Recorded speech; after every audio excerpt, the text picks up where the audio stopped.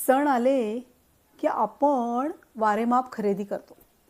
पण कुणी जर तुम्हाला म्हणालं की ही जी तुम्ही खरेदी करताय ना, ह्याच्याने निसर्गाचा समतोल बिघडतोय, तर आपण काय म्हणू, ह्या सगळेच करतात, आम्ही एकट्याने खरेदी न करून काय होणार आहे, काय फरक पडणार आहे? बघा, एक गोष्ट सांगते.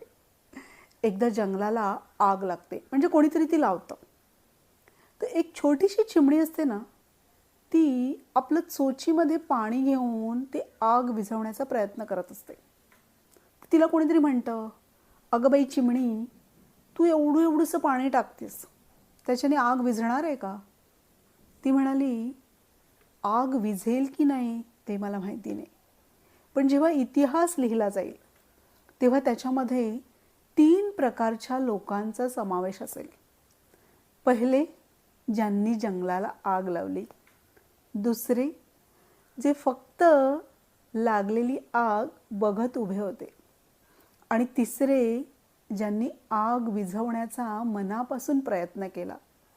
त्यामुळे मला माझं नाव त्या 3 नंबरच्या लोकांमध्ये हवं आहे, की ज्यांनी मनापासून काहीतरी प्रयत्न केला.